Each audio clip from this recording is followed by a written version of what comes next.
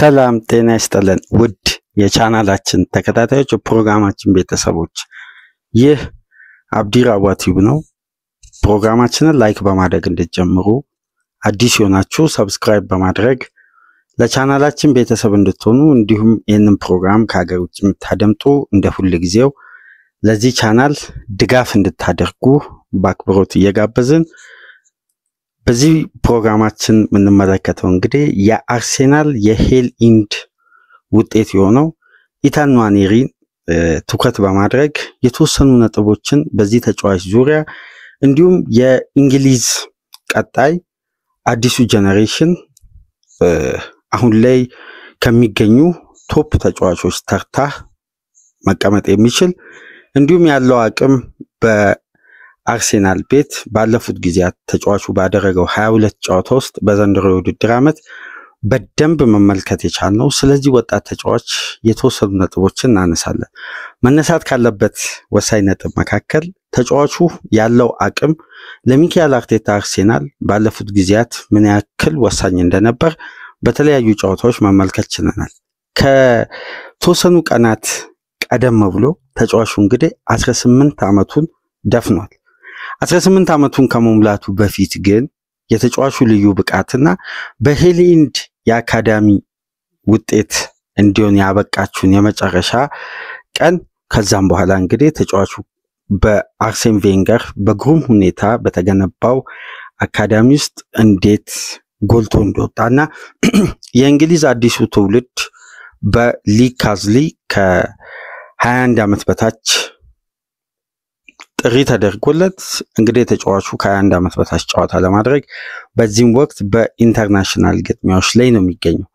ነገር ግን የኢታን ንዋኔሪ እድገት በአንድ ወቅት በአርሴናል ቤት የምናስታውሰው አጋጣሚ አለ። በወቅቱ ከነበሩ የአካዳሚ ውጤቶች መካከል በእጅጉ በከፍተኛ ሁኔታ ተጠብቆ የብቃቱን አቅም በሜዳ ላይ ማሳየት ችሏል። ነገር ግን ጉዳት ሲፈትነው በብዙ ውጣ ውረዶች ውስጥ በአርሴናል ቤት የተሳካ ጊዜያትን በተለይ ዋንጫ ከማሸነፍ ጋር በተያያዘ ስኬታማ ጊዜያትን ማሳለፍ ያልቻለው ጃክ ዊልሸር ነው። ያለው አቅም የተጫዋቹ እንቅስቃሴ በአማካይ ስፍራ እንግሊዛዊ ሊዮኔል ሜሲ የሚልም ቅጥል ስም ተሰጥቶት ተጫዋቹ እንግዲህ በአስደናቂ ቴክኒኩ የሚታወቅ ምርጥ እንግሊዛዊ የአርሴናል የአካዳሚ ውጤት ነበር። የንዋኔሪን እድገት ለተመለከተ የጃክ ዊልሸርን ያን ወቅት በተለይ ዊልሸርን ለማድነቅ በብዙ መመዘኛዎችን ማንሳት እንችላለን።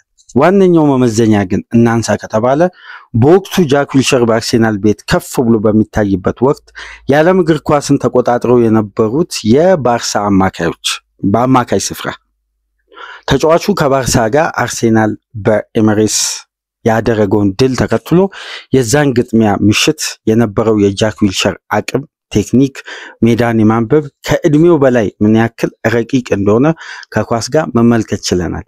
ከረጅም ጊዜ በኋላ ይሄ የግል ሐሳብ ነው መረጃውን ካገኘንበት ሚዲያ ጋር ይሄ ጉዳይ አይገናኝም።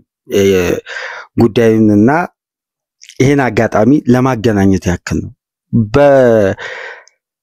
በዊልሸር እድገት ውስጥ የአርሴን ቬንገር አስተዋጽኦ ምን ያክል ጠንካራና የውሳኔያቸው አቅም ምን ያክል ወሳኝ እንደነበር በወቅቱ እናስታውሳለን። ምንም እንኳን ተጫዋቹ በጉልበቱ ላይ ያለው ጉዳት በየጊዜው እያገረሸ አቅሙን፣ ችሎታውን፣ ቴክኒኩን አውጥቶ እንዳያሳይ ጉዳት ብቻ በእግር ኳስ ሕይወቱ መሰናክል ሆኖ ይህን ተጫዋች ባለው አቅምና ባለው ኳሊቲ ደረጃ ሳንመለከት ነው የእግር ኳስ ሕይወቱ የተጠናቀቀው።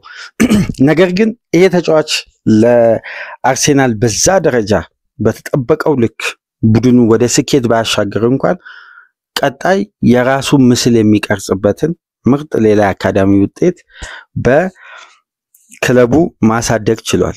ኢታን ንዋኔሪን እንግዲህ ዛሬ በዚህ ፕሮግራም የተወሰኑ ነጥቦችን አንስተን እንወያያለን። ተጫዋቹ እንዴት እድገቱ በተሳካ ሁኔታ ከዛ ግሩም አካዳሚ እስከ ዛሬዋ ቀን ድረስ በሚካኤል አርቴታ የረጅም ጊዜ ፕላን ውስጥ እንዲያዝ በኮንትራት ድርድር ላይ እንዲገኙ ያስቻለ ትላልቅ እድገቶችን ማሳየቱን ተከትሎ ኢታን ንዋኔሪ የአርሴናል ቀጣዩ ቡካዮ ሳካ ወይስ ቀጣዩ ጃክ ዊልሸር ብለን ከወሰድን የተጫዋቹ ተፈጥሯዊ ቦታና ሚካኤል አርቴታ ተጫዋቹ የሚጠቀምበት ፖዚሽን አሁን ላይ በብዙ መልኩ እየተገናኘ አይደለም። በተለይ አንድ የአትሌቲክስ ዘገባ ስመለከት ተጫዋቹ ከልጅነት ጀምሮ ልክ ሚካኤል አርቴታ አሁን ላይ እንደሚያደርገው የተጫዋቹን አማራጭ ቴክኒኩን አቅሙን ገና በዚህ እድሜው አርቴታ ተጫዋቹን እየቀያየረ የሚጠቀምበት የተለያየ ፖዚሽን አለ። የግራ የቀኝ 8 ቁጥር የቡካዮ ሳካ ፖዚሽን። በእንቅስቃሴ ደግሞ በአንድ ወቅት ከጋዜጠኞች ጋር ባደረገው ቆይታ ንዋኔሪ በፖዚሽኑ ላይ የክንፍ ተጫዋች ሆኖ ይሰለፍ እንጂ ሚናው እኮ 3 ነበር። በጨዋታው ድሮፕ እያደረገ ወደ መሀል እየገባ የሐሰተኛ 9 ቁጥሩን ፖዚሽን ከሚካኤል ሜሪኖ ክፍተት ጋር እየተመለከተ የቡድናችንን የማጥቃት ጥራት ከፍ ያደርግ ነበር የሚልም ጥቆማ ሰጥቷል። ይሄ የተጫዋቹ የፖዚሽን መፈራረቅ ዛሬ ወይም ሚካኤል አርቴታ ብቻ ሳይሆን በአካዳሚ ያለ ተጫዋቹ እንግዲህ በ2013-14 ነው በአርሴናል አካዳሚ መያዝ የቻለው። ያ የውድድር ዓመት አርሴናል ለ8 ዓመት ከየትኛውም ዋንጫ ርቆ በመጨረሻም እንግዲህ የኤፍኤ ካፕ ዋንጫ ያሳካበት የአርሴናል አዲስ ተስፋ በድጋሚ ያንሰራራበት በዋንጫ ፉክክር ውስጥ ራሱን ድጋሚ አግኝቶ ቡድኑ ተፎካካሪ የሆነበት የውድድር ዓመት ነው። በቀጣይ የውድድር ዓመት እንደምታውቁት የድንገት አሸናፊ የሊጉ የሆነው ሌስተር ከአርሴናል ጋር የነበረው ፍጥጫ የአርሴን ቬንገር ቡድን በዛ የውድድር ዓመት የነበረው ፍላጎትና ዋንጫውን የማንሳት አጋጣሚ ምን ያክል ከፍ ብሎ እንደታየ በተጨማሪም ቡድኑ እንግዲህ በ2013-14 ሜሲት ኦዚልን በክለቡ ሪከርድ ዋጋ ሲያስፈርም በአርሴናል ቤት አዲስ ለውጥ የጀመረበት ዓመት ነው። ከዛ ቀደም ብሎ ቡድኑ የዛን ያክል ኢንቨስትመንቶችን ብዙም ማድረግ አይፈልግም፣ ብዙም ኢንቨስት አያደርግም። በአካዳሚ ላይ ያለው እምነት ከፍ ያለ ነው። ነገር ግን አካዳሚ ተጫዋቾችን ይዞ ኢንቨስትመንትን የጀመረበት የአርሴናል አዲሱ ሪቮሉሽን ተብሎ የሚጠቀስበት ዓመት ነበር። ከ8 ዓመት ቆይታ በኋላ በኤፍኤ ካፕ ዋንጫ ቡድኑ የዋንጫ ራቡን ያስታገሰበት እነ ሜሲት ኦዚል የፈረሙበት በተለይ ደግሞ የነ ጃኮቭ ራምሴ ከአካዳሚ እስከ ዋናው ቡድን ድረስ የነበራቸው እድገት ለሄል ኢንድ ተጫዋቾች የአካዳሚ ተጫዋቾች ልዩ ፍላጎት ነበር። በዛም ወቅት ነው እንግዲህ ኢታን ንዋኔሪ በአካዳሚ መያዝ የቻለው። ተጫዋቹ ከመጀመሪያ ተፈጥሯዊ ፖዚሽን አንስቶ በአካዳሚ ውስጥ የተለያዩ ፖዚሽኖችን በወቅቱ የነበሩ የተጫዋቾች እድገት ላይ የሚሰሩ የአርሴናል የቡድን አባላት አሰልጣኞች በተለያየ መልኩ ኢታን ንዋኔሪን ይሞክሩ ነበር። ለምሳሌ አንደኛውና ዋነኛው መንገድ ተጫዋቹን በአጥቂ 8 ቁጥር ቦታ መሞከር እንዲሁም ተጫዋቹን በዲፌንሲቭ ሚድፊልደር ቦታ ሲሞክሩት እንደነበር ይሄ የወጣ ዘገባ ያሳያል። በተለይ ደግሞ በተጫዋቾች እድገት ላይ አርሴናል ከፍተኛ ተስፋ እንዲያደርግ ካስቻሉ አንዳንድ ምክንያቶች በተናጠል የሚነሱ ከጊዜ ወደ ጊዜ ወደ ዋናው ቡድን ነጥሮ መግባት የቻሉ ምርጥ የአካዳሚ ተጫዋቾች ነበሩ። ለምሳሌ በቅርብ ዓመት ያየነው የሳካ እድገት ዛሬ ላይ የደረሰውን ደረጃ ስንመለከትና ከተመለከትናቸው አስደናቂ ቴክኒክ ካላቸው ተጫዋቾች መካከል አንዱ ይሄ ተጫዋች ነው። እንግዲህ የሳካ ተጽዕኖ በቡድን ውስጥ ምን ያክል ከፍ ማለቱን በተደጋጋሚ እየተመለከትን ነው። በተከታታይ የውድድር ዓመት የቡድኑ ወሳኝ ተጫዋች ሆኖ በዘንድሮ የውድድር ዓመት ደግሞ አርሴናል የተሳካ ጊዜ በሊጉ እንዳያሳይ ምክንያት ከሆኑ ጉዳዮች መካከል የሳካ ጉዳት ነው። የዚህን ያክል ተጽዕኖ መፍጠር የቻለው የአካዳሚ ውጤት እንግዲህ ምን ያክል አቅም እንዳለው ገና በዚህ እድሜው ከ250 ጨዋታ በላይ ማድረግ እንደቻለ የቡድኑ ወሳኝ ተጫዋች መሆኑ ከፍተኛ ግብ አስቆጣሪ ትላልቅ እድሎች የሚፈጥር ልዩነት ፈጣሪ ተጫዋች ሆኖ ነው በተከታታይ የውድድር ዓመት መመልከት የቻልነው እና በተመሳሳይ የነ ንዋኔሪ እድገት ልክ በሳካ ቅርጽ በተለይ ደግሞ እድሎችን ለማግኘት የተመቻቸው ወቅት መሆኑ በአካዳሚ ውጤቶች ላይ ያላቸውን ተስፋና ተጽዕኖ ከፍ አድርጓል። በተለይ ቡድኑ ከጊዜ ወደ ጊዜ በአካዳሚ ተጫዋቾች ላይ ያለው እምነት አንዳንድ ተጫዋቾችን አካዳሚ በመሸጥ የሚገኙ ትርፎች አሉ። በተቃራኒው ደግሞ እነዛ የሚለቁ ተጫዋቾች በየክለባቸው የሚያሳዩት ተጽዕኖና ብቃት ደግሞ ቡድኑን ቁጭት ውስጥ እየከተተ ነው። አሁን የኢታን ንዋኔሪ እድገት በከፍተኛ ሁኔታ ተስፋ የተጣለበት ተጫዋቹ በዚህ እድሜው እያሳየ ያለው እድገትና ውጤታማነት ነው። ከዚህ ቀደም የተለያዩ ተጫዋቾች አሁን ከሳካ ውጪ እነ ባሎንጉን፣ ስሚዝሮን፣ እነ ሪስ ኒልሰንን የተለያዩ ተጫዋቾች እነ ጆይ ዊሎክን ጨምሮ በቅርብ ዓመት ወደ ዋናው ቡድን ሰብረው መግባት የቻሉ የአካዳሚ ውጤቶች ናቸው። ነገር ግን እነዛ ተጫዋቾች በአርሴናል ቤት የነበራቸው ቆይታና የፈጠሩት ተጽዕኖ የሳካን ያክል ሰፊ ወይም ትልቅ ተጽዕኖ መፍጠር አልቻሉም። ታዲያ የንዋኔሪ እድገት ልክ እንደ ጃክ ዊልሸር ከተመለከትን ያ ተጫዋች እንግዲህ በጉዳት ምክንያት ተጽዕኖ ከፍ ማለት አልቻለም። ነገር ግን የንዋኔሪ ደግሞ ተጽዕኖ ፈጣሪነት ገና 17 ዓመቱ ላይ ያለ ነው። ትልቁን ኃላፊነት እዛው የሄሊንድ አካዳሚ ውጤት የሆነውን የሳካን ፖዚሽን እንዲሸፍን ኃላፊነት ሲሰጠው ያለፉትን 3 ወራት ቢያንስ ተጫዋቹ በሜዳ ውስጥ ባሉ እንቅስቃሴዎች ተጽዕኖ ለመፍጠር በዚህ እድሜው ልምድ ገና ለማግኘት ብዙ ጥረቶች ብዙ ስቴጆችን ማለፍ የሚጠበቅበት ወጣት ገና በአጭር ጊዜ ውስጥ ነው በዋናው ቡድን ውስጥ ምን ያክል አቅም እንዳለው ነው በቀጣይ አርሴናልን አሳሳቢ ለተጫዋቹ የተለየ ፖዚሽንና ደቂቃ እንዲሰጥ ያስገደደ እንቅስቃሴን ማሳየት የቻለው። ለምሳሌ የሳካን ፖዚሽን ይዞ በሚጫወትበት ወቅት የሚያሳየው እያንዳንዱን እንቅስቃሴ እንኳን በቁጥር ብንመለከት ለምሳሌ በአማካይ ከሳካ ውጪ የሚገኙ የአርሴናል የክንፍ ተጫዋቾች ባደረጉት ደቂቃ ከኢታን ንዋኔሪ ጋር ሲነጻጸር እንኳን በድሪብል በአማካይ 5 ድሪብል የተሳኩ በየጨዋታው ማድረግ ይችላል። ተጫዋቹ 22 ጨዋታ ነው በዘንድሮ የውድድር ዓመት በሁሉም ውድድሮች ማድረግ የቻለው። 8 ግብ አስቆጥሯል። 6 ግብ የሆኑ ኳሶችን አመቻችቶ አቀብሏል። ነገር ግን በዘንድሮ የውድድር ዓመት ሳካ እስከ ፌብሩዋሪ መጨረሻ ድረስ የፕሪሚየር ሊጉ ከፍተኛ እድል የፈጠረ ተጫዋች ነው።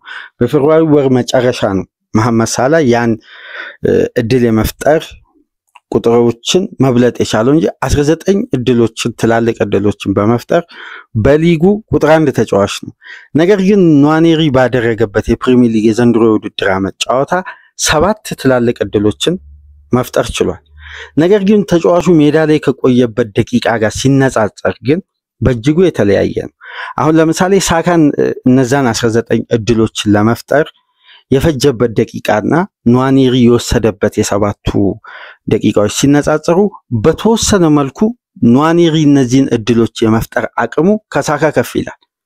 ምንም እንኳን ጫናው ተመሳሳይ ባይሆን ተጋጣሚ ትኩረቱን ወደ ሳካ ምን ያክል እንደሚያደርግ ይታወቃል። በእነዚህ ውጥረት ውስጥ ሆኖ ነው ይሄ ተጫዋች ያን ያክል ሰፊ እድሎችን መፍጠር የቻለው። ንዋኔሪ ግን ቴክኒካሊ እንደ ቡድን አርሴናል ሲንቀሳቀስ የሚፈጥረው ተጽዕኖ ፍጹም የተለየ ነው። አንዳንድ ጉዳዮች ግን ከዚህ ዘገባ ጋር ተያይዞ ሲወጡ በተለየ መልኩ የሚታየው የሚካኤል አርቴታ ያሰለጣጠን መንገድ ወይም የሚከተልበት ስልት የቡድን ግንባታ ውስጥ የአካዳሚ ተጫዋቾች የሚኖራቸውን ተጽዕኖና በዋናው ቡድን ውስጥ ስለሚኖራቸው እድል ሁሌም ጥያቄ ይነሳል።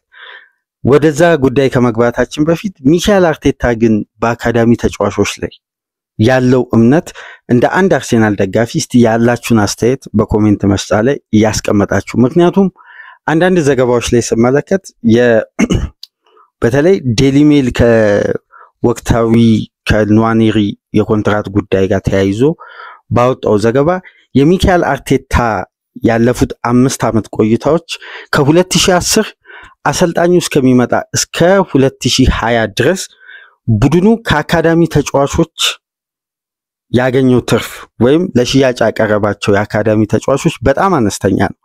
ነገር ግን የሚካኤል አርቴታ ቅጥር ወደ አርሴናል ከተፈጸመ በኋላ በርካታ የአካዳሚ ተጫዋቾች ከአርሴናል ሄል ኢንድ ተሽጠዋል። ወደ ዋናው ቡድን ሰብረው መግባት የሚችሉ እድሜያቸው 20 ከሞላ በኋላ እንኳን በርካታ ተጫዋቾች ክለቡን ለቋል። ይሄ ደግሞ በቀጣይ ግንባታ ውስጥ ወደ አካዳሚ ተጫዋቾች ወርዶ ሚካኤል አርቴታ ከመመልከት ይልቅ ትላልቅ ኢንቨስትመንቶች ላይ እንደሚያተኩር አንዳንድ ጥቆማዎች ይነሳሉ። በዚሁ በዴሊ ሜል ዘገባ ይሄ ጉዳይ አሁን ላይ የሌሎች ክለቦችን ትኩረት ወደ አርሴናል የአካዳሚ ውጤቶች ላይ እንዲሆን አስገድዷል። አንደኛው ክለብ ቼልሲ ነው። የንዋኔሪን የኮንትራት ጉዳይ እየተከታተለ የሚገኝ እንደምታውቁት ቼልሲ ቀጣይ 5-10 ዓመት የእንግሊዝን እግር ኳስ በበላይነት በአሸናፊነት በተፎካካሪ ተከታታይ ዋንጫዎችን ለማሳካት ልዩ የሆነ የቡድን ግንባታ ይዟል። ለዚህም ደግሞ ታርጌት ያደረገው ከ20 ዓመት በታች ተጫዋቾችን በ7-8 ዓመት ኮንትራት ማስፈረም ነው። አርሴናል የአካዳሚ ተጫዋቾችን በመሸጥ የዚህን የፕሮፊት ኤንድ ሳስቴናቢሊቲ ሩልን በተመጣጠነ ሁኔታ እየተከተለ በትርፋማነት መዝለቅ አንዱ የአርቴታ የቡድን ግንባታ ስትራቴጂ ነው። ይሄ ደግሞ ለነንዋኔሪ አይነት ተጫዋቾች አጋጣሚውን ተጠቅሞ ራሳቸውን በልዩነት ላሳዩ ተጫዋቾች የሌሎች ክለቦችን ትኩረት እንዲያገኙ ምክንያት ሆኗል። አሁን አርሴናል በንዋኔሪ ዙሪያ የኮንትራት ድርድር ከጀመረ ሰንበትበት ብሏል። አሁን ተጫዋቹም ኮንትራቱን ለማራዘም እንደተቃረበ ነው ሰፊ ዘገባ እየወጣ የሚገኘው። አትሌቲክስም ምሽት ላይ ይሄን በመጥቀስ ነው እንግዲህ አሁን ያቀረብኩላችሁን ዘገባ አያይዞ ይዞ የወጣው። ነገር ግን አትሌቲክስ በራሱ ጥያቄ አለው። የሚካኤል አርቴታ የቡድን ግንባታ ስትራቴጂ ወጣት ተጫዋቾች ኮንትራታቸውን በአርሴናል ቤት ሊያራዝሙ ይችላል። ነገር ግን ስላላቸው ዋስትና ስለሚያገኙ ደቂቃ ሁልጊዜም ጥያቄ ይነሳል። የቡካዮ ሳካ ብቃት አሳማኝ ሆኖ በዋናው ቡድን ውስጥ ተጽዕኖ መፍጠር ሲጀምር ነው አርቴታ የመጣው። ቦታው ላይ በአማራጭነት ሌላ ተጫዋች እንዳይመለከቱ የሚያስችል ልዩ ተሰጥኦ ስላለው ተጫዋቹ በቋሚነት ዘለቀ። ነገር ግን ከነዚህ ተጫዋቾች ውጪ የሚገኙ ሌሎች ተጫዋቾችን ብትመለከቱ በርካታ የአካዳሚ ውጤቶች በሚካኤል አርቴታ የአሰልጣኝነት ዘመን ካገኙት ውስን እድል ጋር በተያያዘ ክለቡን ለቀዋል። ይሄ ደግሞ አሁን ላይ ቼልሲን ጨምሮ ማንቸስተር ሲቲ የንዋኔሪን የኮንትራት ጉዳይ እንዲከታተል አስገድዶታልና ተጫዋቹ በዚህም ወቅት በአርሴናል ቤት ያለው ኮንትራት ሊጠናቀቅ የ3 ዓመት ኮንትራት ነው የሚቀረው። በአሁን ሰዓት ደግሞ ከ21 ዓመት በታች ነው በትራንስፌር ማርኬት ከፍተኛ ገንዘብ ከሚያወጡ ተጫዋቾች ውስጥ አንደኛ ላይ ተቀምጧል። 58.6 ሚሊዮን ፓውንድ ተጫዋቹ አሁን ላይ ባለው ኮንትራት በሚያደርገው እንቅስቃሴ ባለው አቅም ተሰልቶ በትራንስፌር ማርኬት ሁሉ ጊዜም የተጫዋቾች ብቃትንና ኮንትራት መሰረት ባደረገ መልኩ እንዲህ አይነት ዘገባዎች ይወጣሉ። አንደኛ ደረጃ ላይ ተቀምጧል አሁን ላይ ባለው የኮንትራት ቀሪ ጊዜያት። ነገር ግን አርሴናል ውጭ ያሉ ክለቦች ወደዚህ ተጫዋች ትኩረታቸውን ማድረጋቸውን ተከትሎ ክለቡ ቶሎ ብሎ አፋጣኝ ውሳኔ ለመወሰን የኮንትራት ድርድር ጀምሯል። ይሄ የኮንትራት ድርድር ደግሞ ሁሌ በክለቦችና በተጫዋቾች መካከል ሲደረግ አንዳንድ ተጫዋቾች ዋስትናን ፍለጋ የሚጠይቁት የኮንትራት ጊዜና የሚጠይቁት ደሞዝ ለክለቡ ለሚከተለው የደሞዝ ክፍያ ስትራክቸር መናጋት ይፈጥራል። የተለያዩ ተጫዋቾች ረዘም ያለ ኮንትራት ዋስትና ያለውን ይፈልጋሉ። ከሚጫወቱበት ደቂቃ የተለያዩ ጉዳዮች በአንድ የውድድር ዓመት ይሄ የ18 ዓመት ተጫዋች ከቀናት በፊት 18 ዓመት የሞላው ወጣቱ ቴክኒሻል ተጫዋች ለምሳሌ እስከ 2000 ደቂቃ በአንድ የውድድር ዓመት ለመጫወት ኮንትራቱ ላይ ከፈረመ ሚካኤል አርቴታ አስገዳጅ ሁኔታ ውስጥ ይገባል ማለት ነው። ነገር ግን የኤሚል ስሚዝሮ የመጨረሻ ኮንትራት በአርሴናል ቤት ሲያራዝም ከነበሩ ጉዳዮችና ተጫዋቹ ከዛም በኋላ በኮንትራቱ ጉዳይ ላይ የተፈጠረው ስህተት ተብሎ አሁን ላይ በንዋኔሪ ዘገባ ላይ ወጣው የሚጫወትበት ደቂቃ ዋስትና አልነበረው። ያ ነው በመጨረሻ ሰዓት ተጫዋቹ ጤናማም ሆኖ በአካል ብቃትም ዝግጁ ሆኖ በርካታ ደቂቃዎችን ያላገኘበት ምክንያት። ስለዚህ የሚካኤል አርቴታ የአካዳሚ ውጤቶችን የመጠቀም ማኔጅ ማድረግ የውሳኔ ጉዳይ የተጫዋቾቹ እምቅ ችሎታና ተጽዕኖ መፍጠር አሁን ላይ የአርሴናል ቀጣይ የኮንትራት ትኩረት ሆኗል። ተጫዋቹ እንግዲህ በአዲሱ ኮንትራት እስከ 35000 ፓውንድ የሚያገኘውን አሁን ካለው ኮንትራት ላይ ተጨማሪ 3 ዓመት በማስፈረም የ6 ዓመት ኮንትራት በአርሴናል ቤት እንዲኖረው ለማድረግ ድርድር ተጀምሯል። በተመሳሳይ ሉዊስ ኬሊ ተጫዋቹ እንግዲህ ተጽዕኖ ከፍ ብሎ ብቃቱ አስተማማኝ ሆኖ እንግዲህ በቶማስ ቱኸል ጥሪ ተደርጎለት ለእንግሊዝ ብሔራዊ ቡድን የመጀመሪያ ጨዋታውን አድርጓል። በመጀመሪያ ጨዋታው ደግሞ ግብ ማስቆጠር ችሏል።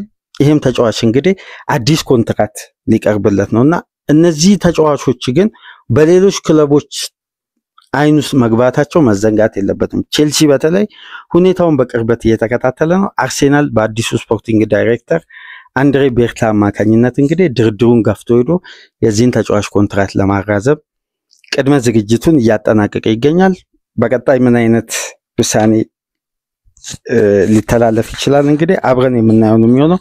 ነገር ግን በእንግሊዝ አዲሱ ጄኔሬሽን ውስጥ ኗኔሪ እንግዲህ ሁለተኛ ዙር ከነ ፎደን ከነ ሳካ ከነ ፓልመር በኋላ የተገኘ ሌላኛው ቴክኒሻን የግራኝ እግር ተጫዋች ነው።